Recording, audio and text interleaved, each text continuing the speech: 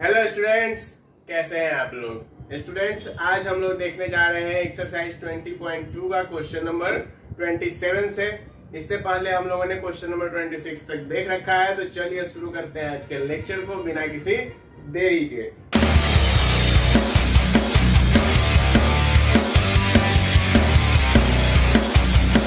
Students, question number 27 क्या कह रहा है, A4, 0 and B -1, 4 are the two given point.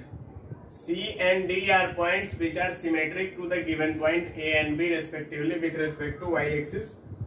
Calculate the perimeter of trapezium ABCD.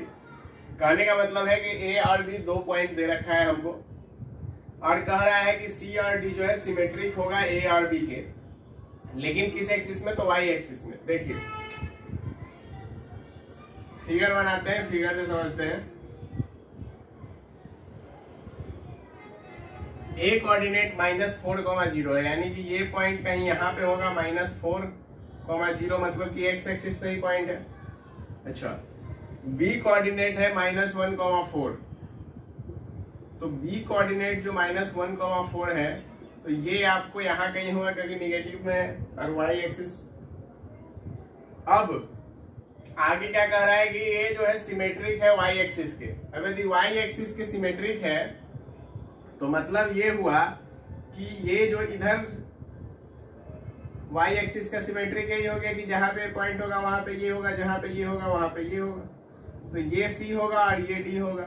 ठीक है, मतलब ये क्या है, y एक्सिस के सिमेट्रिक, यानी कि यहाँ पे x का वैल्यू 1, 4 हो जाएगा और यहाँ मतलब C कोऑर्डिनेट का वैल्यू 1, 4 और यहाँ पे 4, 0। क्यों हो गया 4, 0 और 1, 4? क्योंकि y एक्सिस के क्या है, सिमेट्रिक है। ठीक है, तो सिमेट्रिक में क्या होता है कि सीधा साइड बदल जाएगा। तो यहाँ पे यदि हम देखें तो ABCD एक ट्रेपेजियम बनता हुआ हमको दिखाई देगा। क्या आपको भी दिखाई दे रहा है? बिल्कुल दे रहा होगा। कोई परेशानी यहाँ तक में नहीं। चलिए, तो अब हमको जो है क्या करना है, हमको निकालना है इसका एरिया या पेरीमीटर। ठीक है, तो पेरीमीटर क्या होता है, पेरीमीटर होता है सम ऑफ ऑल साइड्स। ठीक है, पेरीमीटर क्या होता है, सम ऑफ ऑल साइड्स। तो यानी कि आपको AB का दूरी निकालना पड़ेगा, फिर AD, फिर DC और फिर CB, और सबको क्या कर देंगे हम लोग, जोड़ देंगे। वैसे तो दिख रहा है, ठीक है, जैसे कि BC निकालना हो और AD निकालना हो तो ये तो दिख रहा है। पेरीमीटर है आपका सम ऑफ ऑल साइड्स, लेकिन हमको AB और CD तो निकालना ही पड़ेगा। तो देखो AB कितना आ रहा है, -4 + 1 का स्क्वायर और +4 का स्क्वायर, यानी कि 5 का स्क्वायर + 4 का स्क्वायर। तो 5 का स्क्वायर हो गया 25, 4 का हो गया 16। क्लियर। CD जब तुम निकालोगे तो CD आ जाएगा 4 - 1 का स्क्वायर + 4 का स्क्वायर, यानी कि ये आ जाएगा तुम्हारा 9 + 16, दैट इज √25, यानी कि इसका वैल्यू आ गया 5। ठीक है, अब ये तुम AD निकालोगे, देखो ये जो टोटल दूरी है यहाँ से यहाँ 4 और यहाँ से यहाँ 4, तो AD हो गया 8 और ये दूरी कितना है, ये हो गया 1। ठीक है, तो ये दूरी तुम्हारा, ये तो 4 है, मतलब ये यहाँ से यहाँ 1 होगा और यहाँ से यहाँ 1 होगा, तो टोटल मिलाया कितना हो गया, 2। ठीक है, तो यानी कि तुम्हारा जो AD है, AD का डिस्टेंस हो गया 8 और जो BC है, BC का डिस्टेंस हो गया तुम्हारा 2। ठीक है, बात क्लियर है कि नहीं है? कोई परेशानी यहाँ तक में नहीं है? सारे पॉइंट्स देख लो, कोई दिक्कत है? ये दूरी हमने निकाल दिया। ठीक है, -4 - 1, एक मिनट, -4 + 1 है ना ये, एक मिनट, -4 + 1 3 का स्क्वायर 9, 9, 16, 25, तो ये भी √25, यानी कि ये भी वैल्यू 5 ही होगा। ठीक है, चलो, तो अब यदि हमको पेरीमीटर निकालना है तो पेरीमीटर क्या हो जाएगा, 5 + 5 + 8 + 2, तो ये कितना हो गया बच्चों, ये हो गया तुम्हारा 10 यूनिट्स। समझ में आया कैसे हुआ? ये हम लोगों ने यहाँ पर जो है क्या किया कि कहा सवाल में कि सिमेट्रिक है x एक्सिस के, तो इसको उधर भेजा, देखा फिगर देखा, उसके बाद यहाँ पे दूरी निकाल लिया, यहाँ पे सीधा दिख रहा था कौन, तो यहीं से निकाल लिए और इसके बाद जो ये दूरी सीधा नहीं पता चल रहा था, तो इसके लिए हम लोगों ने फॉर्मूला लगा के डिस्टेंस फॉर्मूला से दूरी निकाल लिया। क्लियर?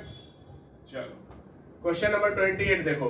क्वेश्चन नंबर 28 कह रहा है line segment AB through the point 2,0 which makes an angle 30 degree with the positive direction of x axis is rotated about A in an anti-clockwise direction through an angle of 15 degree. If C be the new position फलाना चिलाना, find the coordinate of C. Figure बनाना पड़ेगा बच्चों, ठीक है। ये कुछ ऐसा है कि ये पॉइंट है 2,0 और ये एक्स एक्सिस के साथ एंगल बना रहा है अपना 30 डिग्री का, ठीक है। तो ये पॉइंट को तुम ए ले लो, ठीक है, और ये पॉइंट को तुम ले लो बी। अब आगे क्या कह रहा है? आगे कह रहा है कि अब यही जो लाइन जा रहा था इसी को एंटी क्लॉकवाइज, तो क्लॉकवाइज होता तो ऐसे जाता, ऐसे, यानी कि ये नीचे की ओर झुकता, लेकिन एंटी क्लॉकवाइज है तो ये कैसे जाएगा? ऐसे, यानी कि ये ऊपर ट्रांसफर होगा। तो यानी कि ये कुछ 15 डिग्री का एंगल बना देगा, ठीक है। एंटी क्लॉकवाइज 15 डिग्री रोटेट करा दिया गया यहाँ से 15 डिग्री का एंगल ये बनाया। तो जो टोटल एंगल बनाएगा वो ये कितना बना देगा? 45 डिग्री का, ठीक है। बी का कोऑर्डिनेट हमको कितना दे दिया गया? बी का कोऑर्डिनेट दे दिया गया 2√3,1। क्लियर?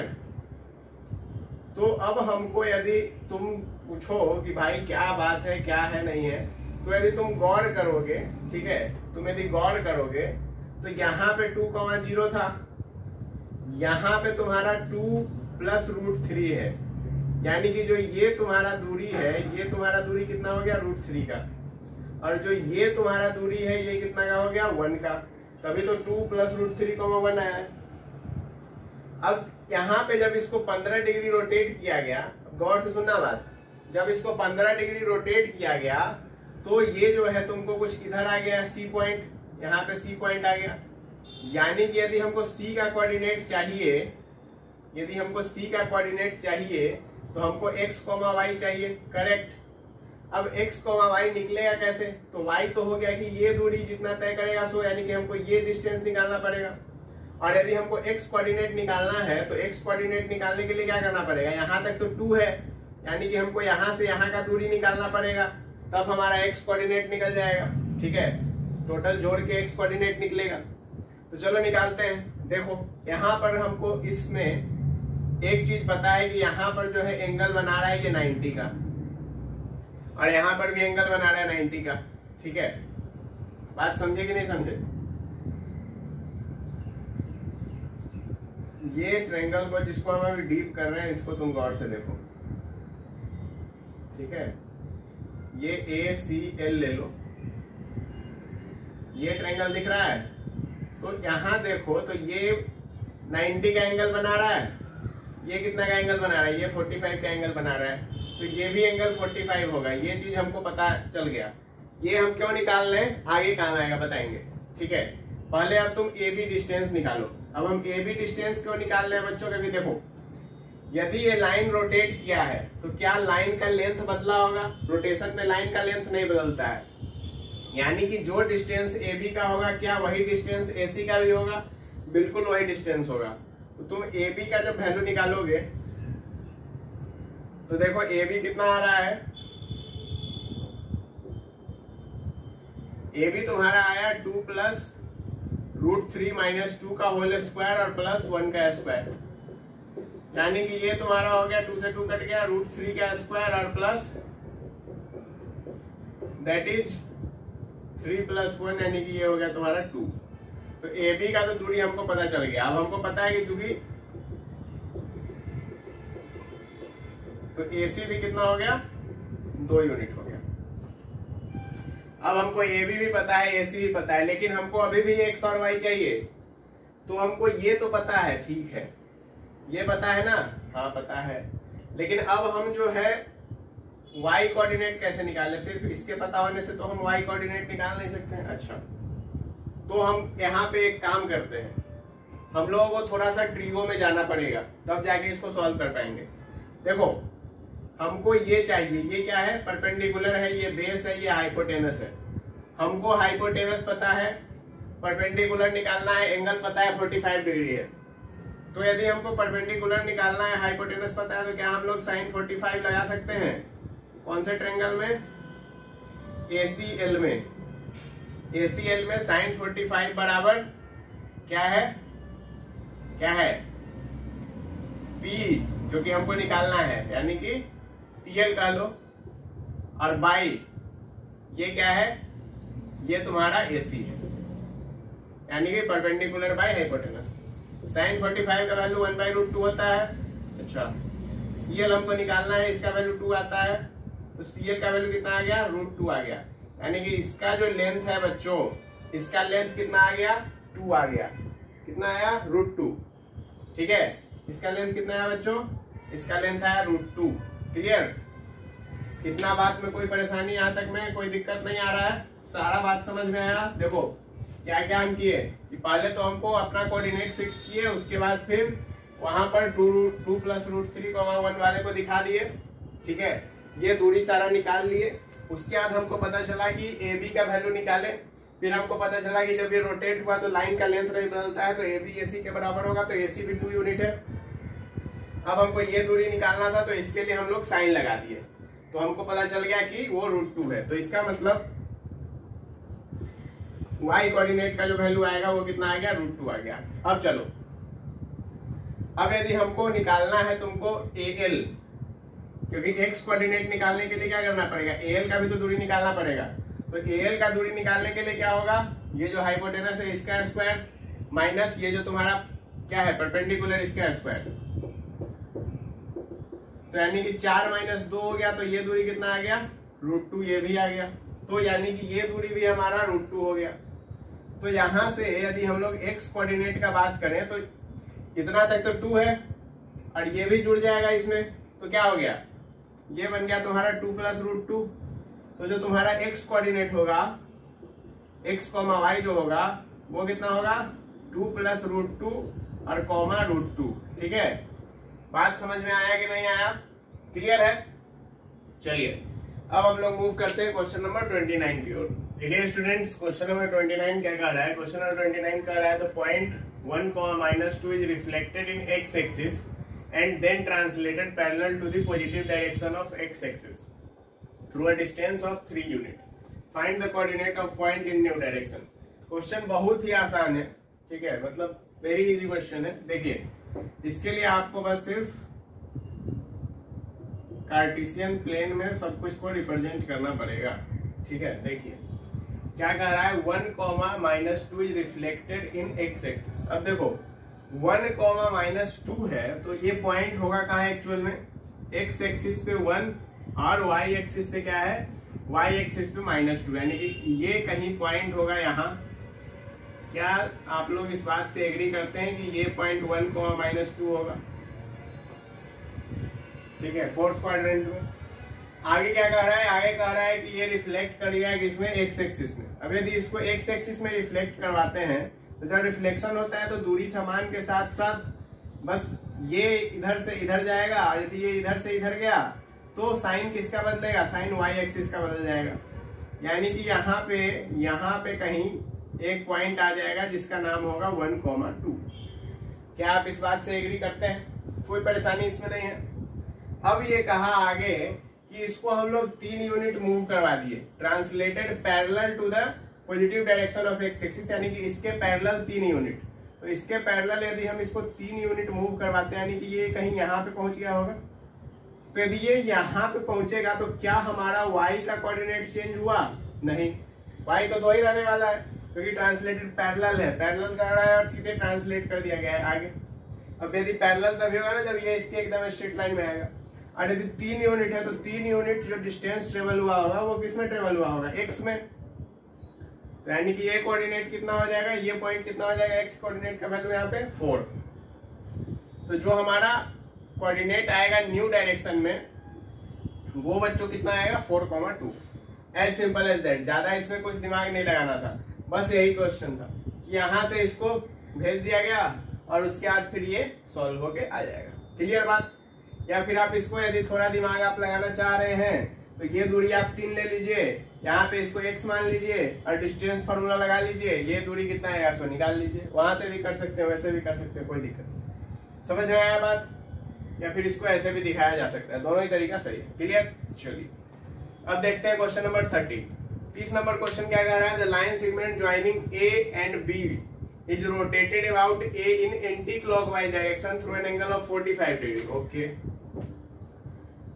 ये सब क्वेश्चन जो है डायरेक्ट सॉल्व हो जाएगा इसी तरीके से, एकदम आसान तरीके से। देखिए क्या कह रहा है कि एक लाइन सेगमेंट है जो कि ऐसा है कुछ, ठीक है, इसको थोड़ा बड़ा बना दीजिए। चलिए, तो यहाँ पे जो है कह रहा है कि 3,0 5,2। तो देखिए ये है आपका 3,0 और ये पॉइंट होगा आपका 5,2, ठीक है। तो अब इसके बाद सवाल में कह रहा है कि इसके बाद इसको जो है हम क्या किए, 45 डिग्री रोटेट किए। लेकिन भाई यहाँ पे बात ऐसा है कि हमको यहाँ पे ये नहीं पता है कि ये कितना एंगल पर है। तो क्या हम लोग एंगल पता कर सकते हैं? बिल्कुल पता कर सकते हैं। देखिए सेम क्वेश्चन 28 की तरह ही है कुछ, ठीक है, ज्यादा आपको दिमाग नहीं लगाना है, बताते हैं, आसान है। क्या कह रहा है कि ये देखिए ये जो दूरी है ये 3 था और यहाँ पे क्या है 5 है, ठीक है। तो यानी कि यहाँ से यहाँ की जो दूरी होगी ये कितनी हो गई? 2 यूनिट हो गई। और ये 5,2 है तो क्या ये दूरी भी 2 यूनिट हो गई। तो यानी कि यदि दोनों सेम है, आइसोसेलेस है, एक 90 है और 2 सेम है, तो क्या ये 45 होगा? आप इस बात से एग्री करते हैं? जैसा अभी 28 में देखा हम लोगों ने। अब ये 45 पर था और इसको 45 डिग्री रोटेट करवा दिया गया, तो यानी कि ये 45 रोटेट हो गया, तो यहाँ पे जाके ये पूरा क्या 90 डिग्री बना के दे देगा। यानी कि यहाँ पे जो नया पॉइंट बनेगा C, ठीक है, क्या ये 90 डिग्री पे होगा? बिल्कुल। अच्छा, अब यहाँ पे देखिए कि क्या ये जो A था और क्या ये जो B है, क्या यही डिस्टेंस AC का भी होगा? C का कोऑर्डिनेट x, y मानते हैं, तो क्या AB बराबर AC होगा? और यदि हम AC को निकालना है तो AB का वैल्यू निकाल लें, तो 5 में 3 गया तो 2 का स्क्वायर प्लस 2 का स्क्वायर। क्लियर? तो कितना आ गया?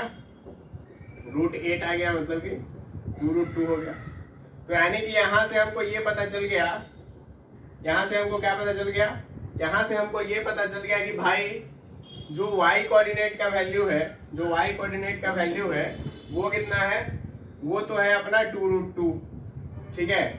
और जो कि ये एकदम 90 है, तो क्या x में बदलाव आएगा? x में बदलाव नहीं आएगा। तो यहां से हमको ये पता चला कि कोऑर्डिनेट ऑफ C कितना आ जाएगा? 3,2√2 आ जाएगा। क्या आप इस बात से एग्री करते हैं? ठीक है। अब आगे क्या कहा कि भैया बात यहीं खत्म नहीं करेंगे, हमको अभी थोड़ा सा और आपसे बात करना है। तो बोला गया ठीक है चलिए बात करते हैं। अब आगे कहा कि भाई तुमने C पॉइंट तो निकाल लिया, लेकिन कह रहा है कि जो D है वो C का रिफ्लेक्शन है y एक्सिस के अलोंग, यानी कि y एक्सिस है तो इसके अलोंग। तो यानी कि ये आपका पॉजिटिव में x है, तो जब रिफ्लेक्ट होगा तो x का वैल्यू क्या आ जाएगा? निगेटिव में। बाकी कोई चेंज रिफ्लेक्शन में आएगा नहीं आएगा? दूरी समान होती है रिफ्लेक्शन में, बिल्कुल। तो यदि हम कोऑर्डिनेट ऑफ D का बात करें जो कि हमको निकालना है, तो वो कितना हो जाएगा? -3,2√2। दैट इज वेरी सिंपल, बस यही होगा। बात समझ में आया क्या हुआ? कि एक्चुअल में हमने यहाँ पे एंगल फाइंड किया, दूरी निकाला, पता चला कि 90 पे है, सवाल यही आसान हो गया हमारे लिए, ठीक है। और उसके बाद हमने C का कोऑर्डिनेट निकाला, तो x एक्सिस में नो चेंज, y एक्सिस का जो लेंथ होगा वो जो लाइन का लेंथ होगा वही हो जाएगा। तो यहाँ पे हमको x का वैल्यू पता चल गया 3 और y का वैल्यू पता चल गया 2√2। अब आगे कहा कि ये y एक्सिस पे रिफ्लेक्शन है, तो जब रिफ्लेक्ट करवाया तो ये बन गया क्या? -3,2। बस यही था D का कोऑर्डिनेट। समझ आया? उम्मीद है समझ आया होगा। नहीं आया तो आप कमेंट कर सकते हैं, आपका डाउट समझाने का कोशिश किया जाएगा। अब चलते हैं हम लोग क्वेश्चन नंबर 31 की ओर। देखिए स्टूडेंट्स, क्वेश्चन नंबर 31 क्या कर रहा है? If ABCD be a rectangle and P be any point on the plane of rectangle, then prove that this। यानी कि आपको ये प्रूफ करना है। देखिए कैसे प्रूफ करेंगे, तो हम लोग क्या करेंगे कि यहाँ पर जो है फिगर से ही इसको प्रूफ करेंगे। तो देखिए हम लोग यहाँ पे एक रेक्टेंगल बनाएंगे, इस प्रकार से ये रेक्टेंगल बनने वाला है कि ए कोऑर्डिनेट जो होगा ये 0,0 होगा, और ये जो रेक्टेंगल का जो लेंथ है इसको हमने ए माना है और इसको बी माना है। ठीक है, ये बी, ये सी और ये डी। तो ये जो है आपका, ये हो जाएगा आपका a,0, ये होगा a,b और ये होगा आपका 0,b। ये सारा पॉइंट आ गया। ठीक है, अब यहाँ पे मान लीजिए कि एक कोई P पॉइंट है जिसका कोऑर्डिनेट है x, y। यही बात कह रहा है कि let ABCD be a rectangle and P be any point on the plane of rectangle. ठीक है, तो आपको प्रूव करना है कुछ ये चीज, करते हैं। ये PD हो गया, ये PA हो गया, ये PB हो गया, ये PC हो गया। कह रहा है कि PA का स्क्वायर प्लस PC का स्क्वायर। तो पहले ये निकालते हैं। तो यदि हम लोग PA निकालें तो PA का वैल्यू क्या हो जाएगा, x square plus Y square simply. PC निकालें तो क्या हो जाएगा, x माइनस ए का whole square plus Y minus B का होल स्क्वायर। तो यानी कि यहां से ये बन गया आपका X square plus Y square plus X square plus A square minus 2ax plus Y square plus B square minus 2by। यानी कि यहां से बन गया 2x square plus 2y square minus 2ax minus 2by और plus A square plus B square. ये आ गया किसका value, PA square plus PC square का। सेम हमको PB square plus PD square के लिए भी करना पड़ेगा।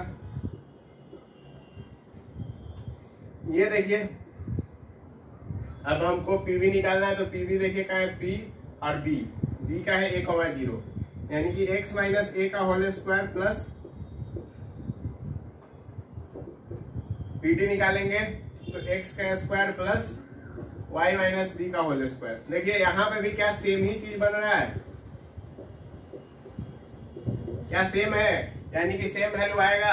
तो यहाँ से हम लोग क्या प्रूव कर सकते हैं, देयरफॉर PA का स्क्वायर प्लस PC का स्क्वायर बराबर PB का स्क्वायर प्लस PD का स्क्वायर। आपको ये सारा चीज जो है ये लिख के दिखाना पड़ेगा अपने कॉपी में। ठीक है, इस बात का खासा ध्यान रखिएगा, ऐसा नहीं कि बस एज इट इज यही छोड़ दिए, ऐसा नहीं करना है। ठीक है, आपको ये सारा सॉल्व करके दिखाना पड़ेगा। क्लियर है?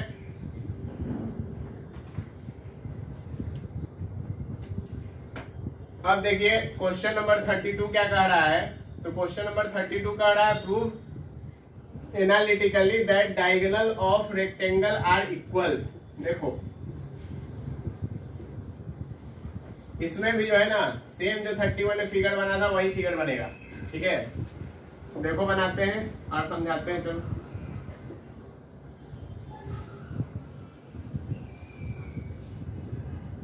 ये तुम्हारा 0,0, इसको A ले लिया, इसको B ले लिया, तो ये तुम्हारा हो गया a,0, ये हो गया तुम्हारा a,b और ये हो गया तुम्हारा 0,b।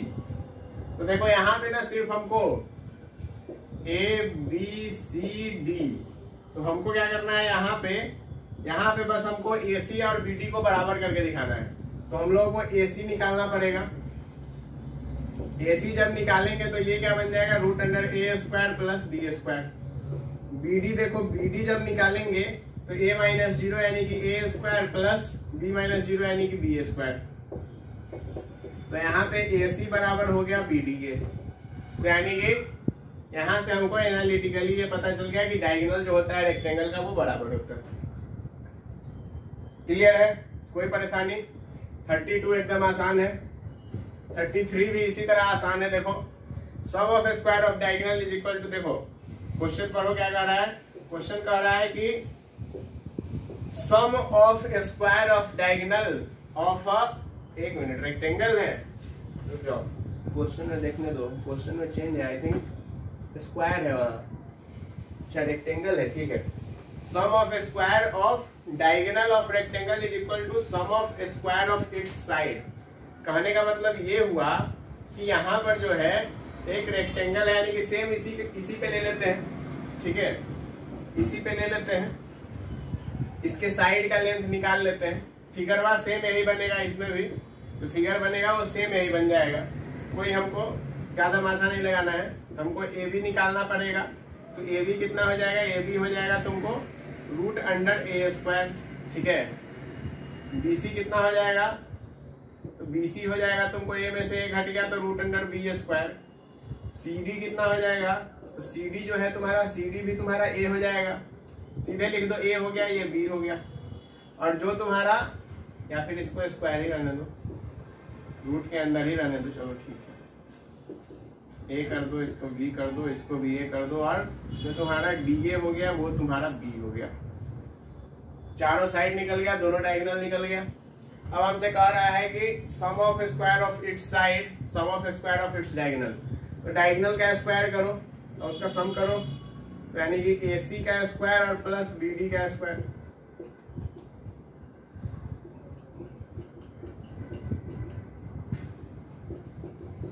कितना आ गया, 2A² प्लस 2B² आ गया। चलो ठीक है, अब इसके साइड का स्क्वायर करके सम कर दो, तो इसका स्क्वायर करोगे A² B² A² तो जब साइड के स्क्वायर का सम करोगे तो क्या ये 2A² प्लस 2B² आएगा।